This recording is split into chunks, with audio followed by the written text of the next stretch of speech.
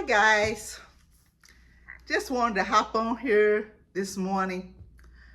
This month alone, I have gotten close to $400 extra just because of who I am, a child of God. Some of it came from my insurance. Now, even some of the portion that came from the insurance, I bought extra toiletries and I gave them to a single mother who needed the extra help. The rest came from my neighbors because I'm so helpful around my building. Some people take advantage of that, and I had to stop doing some things because of that. Others see it as a blessing and bless me. One of my neighbors, every year, her grandkids and some friends, they come over, they set up in our hallway, and they have a gingerbread house contest.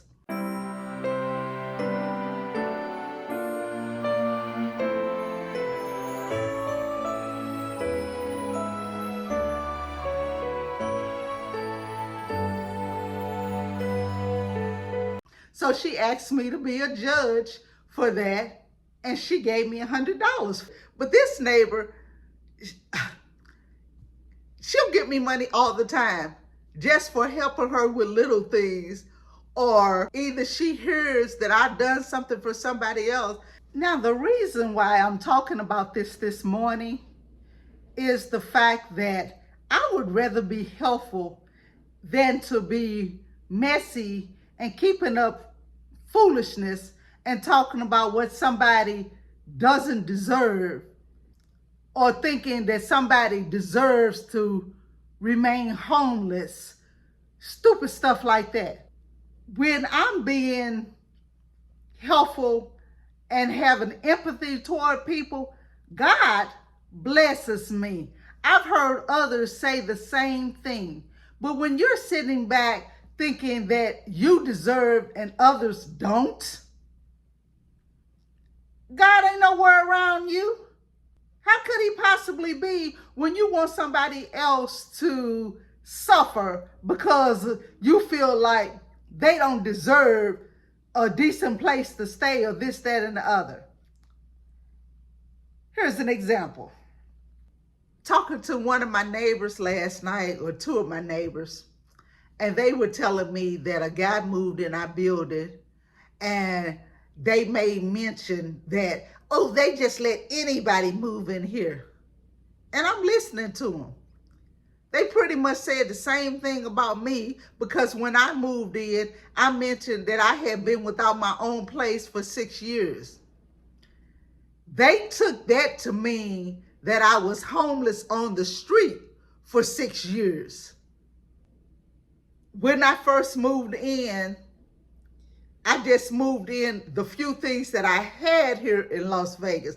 My furniture and everything was in Texas.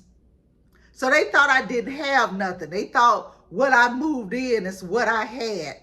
One of my neighbors, she knocked on my door shortly after I moved in. And although I appreciate her for this, she told me, she said, you know, they have a book downstairs, and in that book, it's a company. If you call them, they'll bring you some furniture. And I told her, honey, I don't need no furniture. I need to go to Texas to bring my stuff back here. And she just thought, you know how people think you're just talking because they think you're embarrassed. See, people look at certain things and they make up their own assumptions. I didn't need any furniture. I got a house full of furniture. But you have neighbors running around talking about they let anybody move in. My neighbors who live right above me, they call them street people. They said that those folks lived under a bridge before they moved in here. And that's not true. But that's the narrative that negative people spin around. And the reason why they were saying that this last gentleman who moved in here shouldn't be in here is because he has a colostomy bag. You mean to tell me that we live in a senior building where people are disabled, where people have all kind of health problems, and because this man has a bag on his side, he shouldn't have a decent place to stay? Come on now.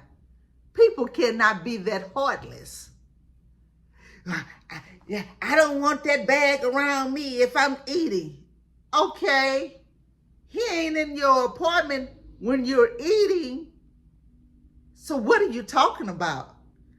If we have something downstairs and we're eating, how are you seeing the bag if the man is sitting down? If it bothers you, then don't come to an event that the man may be at and you may see the bag.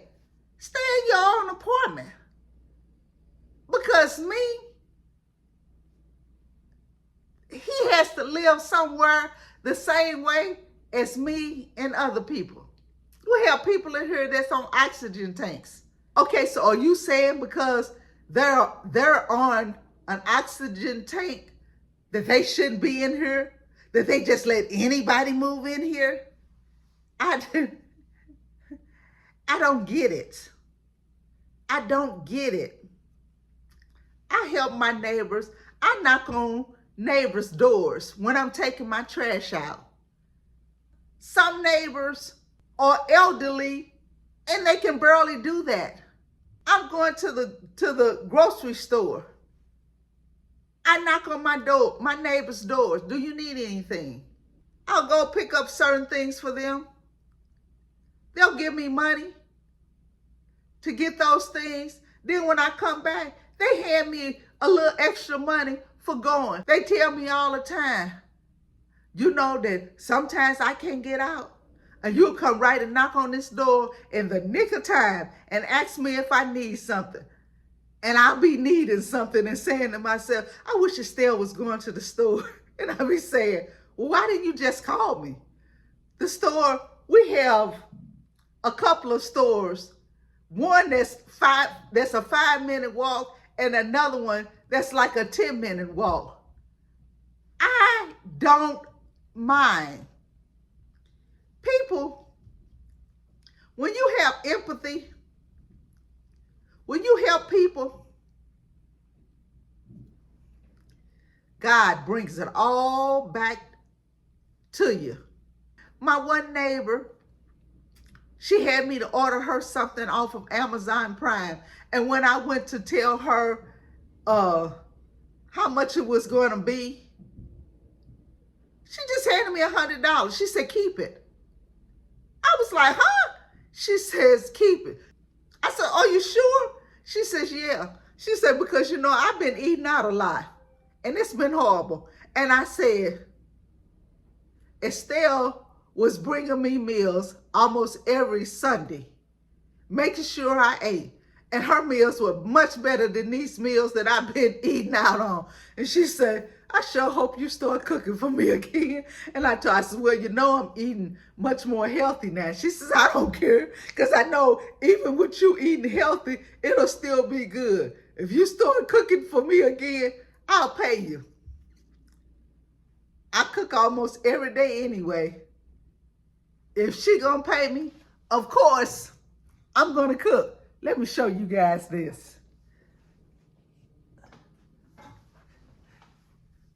You see this? Last year, when I had this shirt on, you could see the rolls and everything. I couldn't hardly get my arms in here. They were so tight. That's that exercise, guys. That's that exercise that's got this shirt looking like this. That's that exercise and eating better. My next door neighbor was telling me one time, she had a stroke about 2 years ago. And she was telling me, she says, I want to go to the gym so bad, but I just don't have nobody to go with me. And I told her, I says, and I need to go to the gym. So you know what? You got somebody to go with you now.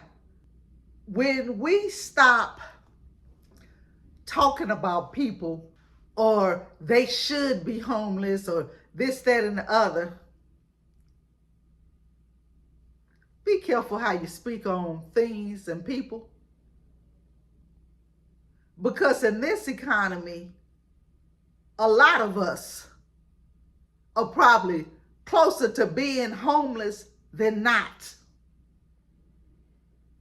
I keep up with a lot of videos of seniors being evicted, and I tell the seniors around here, you need to do something to create more income. I do all kind of stuff because I'm steady trying to create more income.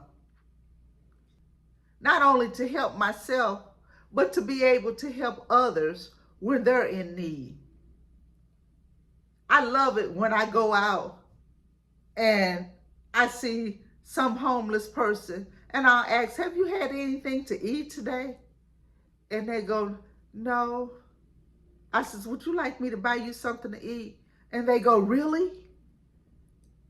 It's an honor to me to be able to buy somebody else something to eat. Eating is a right that all of us should have. I'm going to tell you guys, I'm going to end this here. People need to be more sympathetic toward others. People need to stop complaining about nothing. People need to stop being greedy when they don't have to be. And you watch how God turns your life around and make sure that you're fine. Because right now, at this point in my life, in this economy, I'm fine. I'm fine. I got people putting money in my hands because of who I am in God. I'm a chosen one, and I know this to be true. Thank you for listening to this video, and you all have a blessed day.